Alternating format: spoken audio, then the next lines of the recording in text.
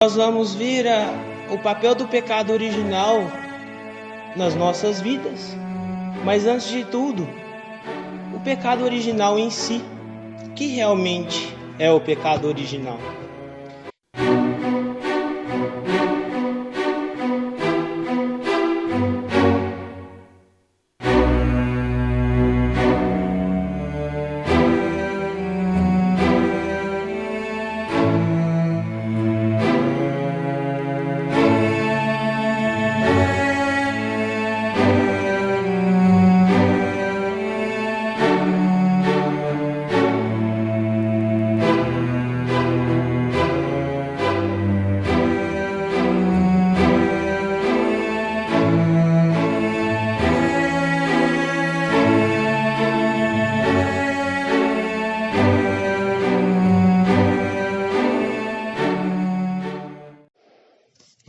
Em nome do Pai, do Filho e do Espírito Santo. Amém. A vossa proteção recorremos, Santa Mãe de Deus.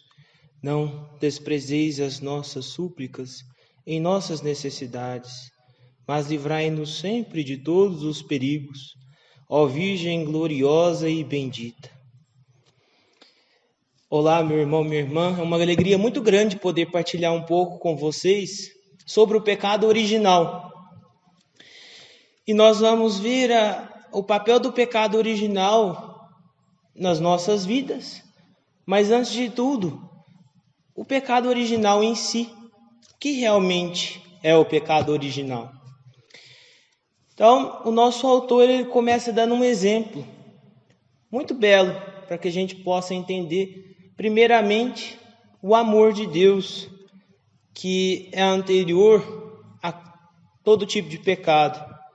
E ele coloca o seguinte, que um bom pai, ele não se satisfaz cumprindo apenas os seus deveres essenciais para com seus filhos. Não lhe basta só alimentá-los, vesti-los e dar-lhes educação. Mas um pai amoroso, além de tudo isso, ele não descansa enquanto puder dar tudo de bom aos seus filhos, segundo as suas possibilidades de pai. Assim também é Deus. Deus, ele criou tudo e viu que tudo era bom. Ele deu aos seus filhos, a todos os seres humanos, a vida, um paraíso e liberdade. Nós vamos ver agora no capítulo 3 do livro do Gênesis, todo o episódio onde o homem, pela desobediência a Deus, nega a vida plena dada por Deus, o paraíso e a liberdade. Deus ele oferece todos os seus dons, mas só se sabe se alguém verdadeiramente ama por meio de suas escolhas. O amor implica escolhas. O exemplo para elucidar esse pensamento é de que um rapaz estava apaixonado por uma moça. E essa moça também estava apaixonada por esse rapaz. Só que o rapaz queria saber se a moça o amava verdadeiramente. E ele só foi saber que a moça verdadeiramente o amava quando ela escolheu esse rapaz em detrimento de todos os outros rapazes da cidade e do planeta. Ou seja, o amor implica escolhas. E as escolhas, elas são manifestadas em atitudes. E as atitudes, por sua vez, geram consequências. Da mesma forma é Deus. Ele nos ama profundamente.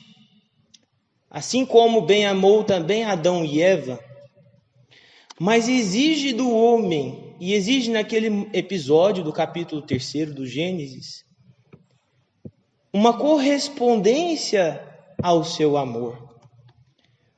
Porque só no amor de Deus está a nossa plena realização. Nesse sentido, Adão e Eva escolheram desobedecer a Deus que lhes dera tudo o que lhes seriam de bom, privando-os apenas de uma coisa: de fazer uso do fruto da árvore do conhecimento do bem e do mal.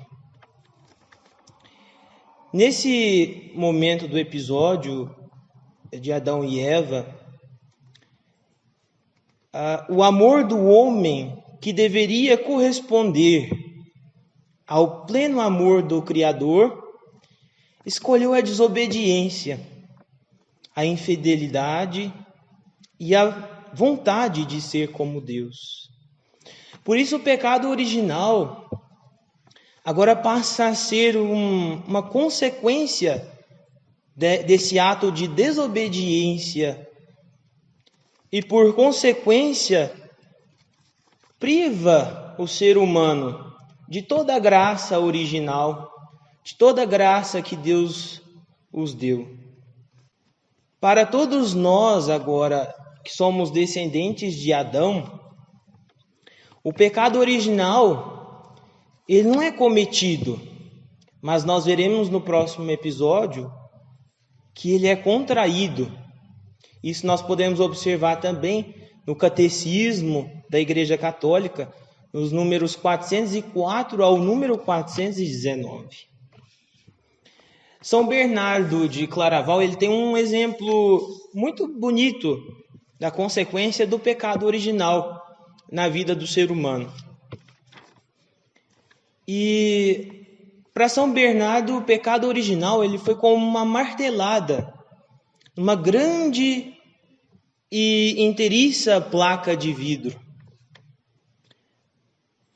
A pancada nessa placa de vidro consiste agora nessa dor e nesse sofrimento que o ser humano vai carregar consigo pela falta da graça de Deus. Mas o pecado original vai consistir realmente quando cada caco pensa que é o todo. E aí ele dá 3 consequências do pecado original. A primeira consequência é que estamos com o coração desfacelado. Falta no ser humano, com o pecado original, a harmonia interna. Falta a unidade de pensamento e de sentimento. Falta uma meta e um propósito. Sem Deus, o ser humano não sabe aonde quer chegar. E também que estamos sempre com medo e desconfiados de Deus. É interessante que no capítulo 3 do livro do Gênesis a gente vê que diante de Deus e diante do outro, o homem se vê nu. Após usufruírem do fruto do bem e do mal, Adão e Eva se perceberam nus. E é interessante que esse perceber-se nu, essa desconfiança recíproca e essa desconfiança também diante de Deus, realmente nos deixa sem perspectivas diante de toda a realidade. O medo e a desconfiança nos deixa com o coração desfacelado. Uma segunda consequência que São Bernardo também coloca é que estamos longe de nossos irmãos. O egoísmo domina agora as ações do ser humano. Com o pecado original, haverá concorrência, rivalidade, a disputa. Isso nós vamos ver nos próximos capítulos do livro do Gênesis. Um dos exemplos mais visíveis é a morte de Abel pelo seu irmão Caim. E uma terceira consequência também do pecado original, segundo São Bernardo, é que por ele nós estamos longe de Deus. Assim, nós não conseguimos mais perceber Deus como um amigo, aquele Deus que outrora passava pelo jardim. Agora o homem percebe e pensa esse afastamento de Deus que não mais passa pelo jardim. Esse Deus que é temido e que o envergonha por estar nu e imerso no pecado. Então o homem começa a duvidar de Deus. E começa, portanto, a duvidar da sua imensa bondade. Não mais acreditamos na providência de Deus. Fugimos de sua vontade, pensando que assim perdemos a nossa liberdade. Na carta de São Paulo aos Romanos, capítulo 5, versículo 12 seguintes, nós vamos ver que os 3 elementos do pecado original, descrito no livro do Gênesis, ganham uma nova tonalidade. O que antes era morte, agora vira vida eterna. Mas eu quero resgatar 3 elementos que existiam, que foram expressos no livro do Gênesis e que agora ganham uma nova tonalidade na boa nova de nosso Senhor Jesus Cristo. O primeiro elemento está na figura de Adão. A desobediência de Adão, que gera a morte no ser humano, agora ganha uma nova tonalidade. Jesus, o novo Adão, que pela obediência ao projeto do Pai, resgata essa humanidade ferida pelo pecado original e transforma a morte em sua morte em vida eterna. O segundo elemento é Eva. Eva, no livro do Gênesis, é aquela que se deixou ser seduzida pelo pecado. E quando Deus pergunta a Eva, lá no capítulo 3, que como que ela desobedeceu ele? Por que ela desobedeceu ele? E Eva responde: foi a serpente que me mandou comer do fruto proibido. Ela joga a culpa na serpente. E isso é um sentimento de orgulho que Eva tem. E Maria Santíssima, a nova Eva, ela vem justamente renovar todo o sentido da criação na sua humildade. Maria agora é a nova Eva. E o terceiro elemento é a árvore. A árvore do bem e do mal, do conhecimento do bem e do mal, que antes era proibida por Deus, para não levar o ser humano à desordem. Agora, que foi causa da morte dos nossos primeiros pais e causa de pecado dos nossos primeiros pais, agora, na árvore da cruz, nós somos redimidos e temos vida nova na presença de Deus.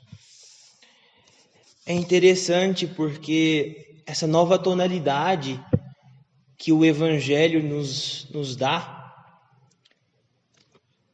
transforma aquele livro que era o livro das origens, o livro da origem da criação, da origem do ser humano, agora com a boa nova de nosso Senhor Jesus Cristo, em um novo princípio.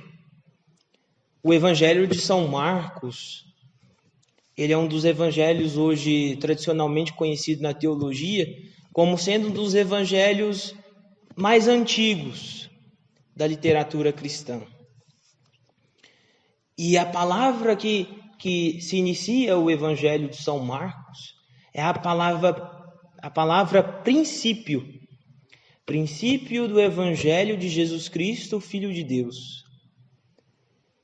E essa palavra princípio, ela vem justamente dizer que aquele livro das origens, o Gênesis, essa origem primeira da criação, ela é revestida agora em um novo princípio. Jesus Cristo renova toda a criação e dá novo sentido para as nossas vidas. Ele que nos dá vida e vida em abundância já aqui, mas Ele já nos prepara para algo muito maior que virá, que é a vida eterna, oferecida por nós na árvore da cruz e confirmada na ressurreição, no evento pascal.